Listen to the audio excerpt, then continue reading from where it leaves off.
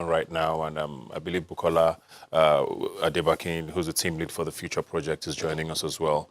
And I just want to find out from you, because we're talking a lot about palliatives now, and so many videos keep popping up on social media of people, even private individuals trying to help, people in these times. But the scenes and the visuals are very, very appalling. In these times where social distancing and has become sort of the anthem, a lot of people don't seem to understand that. Yeah, you see bags of rice being thrown and people in their hordes, rushing to pick these things, and it just makes you wonder: are we ready to beat this disease yet? Considering the sort of scenes that we see around the country. Hi, Ebuka. Did you hear me, Bukonla? Hi. Yes, go on. Hi. Okay. Yeah, so just taking off from what Chaidi just said, I think we are paying the price of zero data, of not having inaccurate sensors and proper national mapping generally in the country, and that's why we are paying the price now. On your question as to how the palliatives are being shared, and with the videos on social media of how people are going out taking some of this relief material being shared, I would say again, orderliness is something that we need to work on. So as individuals, when we go out to wanting to just contribute our own quota to ensuring that these relief materials are being shared, food is being shared, we need to go to the right places. For example, I understand that for Lagos State, there is this platform, Lashra, where Lagosians have registered, and you have to go to your local government and then get the people in charge to help you distribute these things. And people can be on the file and then give some good distance from each other instead of rushing to get it. If you look at some of these videos, you realize in the process of sharing it, you can't even measure if one person is getting more than what is required for each household.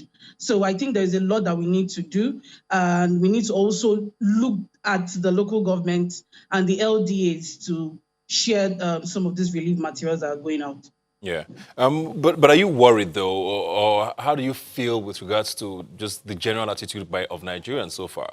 I know there's been a lockdown in certain states. Most people have complied, to be fair. A lot of people understand the need to stay at home, but there's still a couple of people who do not really maybe feel the gravity of this or even understand it, or maybe are even too hungry to care at this point. Do you think Nigerians are at the point where they understand that, okay, these are the things that need to be done, and actually follow through with the rules? To be fair, there's been a lot of compliance, and then especially at, say, middle class and those at the top of the pyramid. But if you look at those at the bottom of the pyramid, a lot of them don't even understand why they should sit at home, because most of them get their daily means as income. They get income on a daily, day-by-day case. So it's very important to also understand. But I really don't know how to put it, but on the other hand, we also need to understand where the point where they are coming from, because if they don't go out to cater for their families, there's no way they'll be able to put food on their family's table. So there has to be a balance, and there has to be more of speaking to these people as well, to let them understand that it is for their own benefit. Yesterday, I was talking to one of my colleagues, and he was saying in his own part of Lagos, there's nothing called shutdown. Everybody's going about their business. That's around, I think, Songo, around the outskirts, almost the outskirts of Lagos, and people are going about their normal business like there's nothing happening, without face masks and all of those things, and that they need to put food on their table. While we understand that part, we also need to find a balance. If you have no business going out, if you are not part of the essentials that the federal government already mentioned that you can go about with your business, you need to sit at home. While I understand that there is also the case of I have to feed my family, etc. We also have to find a balance between getting out to go and feed yourself and then also protecting yourself in order not to contact coronavirus. Okay, what's this this beatingcorona.ng? I believe it's a place where you can get information across the country with regards to location of households that need help and all of that. What is it exactly about? Why should people visit this site? And then how do you translate that to the average person on the street who probably doesn't have access to the internet?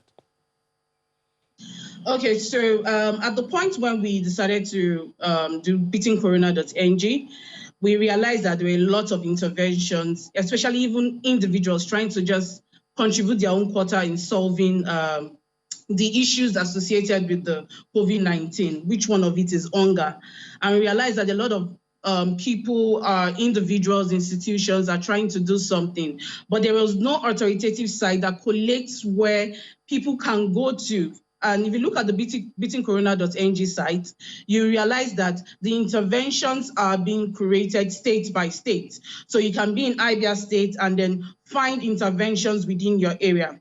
Another reason why we decided to do the beatingcorona.ng was also we have individuals who have reached out to the Future Project to say, I have this money, I want to give it out. And because we don't collect the money to share, we decided that their organization to help them also reach more people. So we decided to create the website for people who want to find help and people who want to support those already helping other people. So we've had people also reach to us directly. I remember when Chidi was saying that people who are considered poor are also people who don't have access to social media. So we are going through the routes of also text messaging. We've had individuals, families reach out to us via phone to say, oh, we don't have anything to eat for today, and then we connect them to an organization within their state that they can reach out to get the needs they require. So that's what BC Corona NG is about. Okay. And what are some of the, maybe some of the places that I've seen that people need help the most? What areas do you find that people need some of the most help? In the past week, we've realized that people in Lagos, Ogun State, generally in the Southwest, and a few of the northern states have reached out to us directly.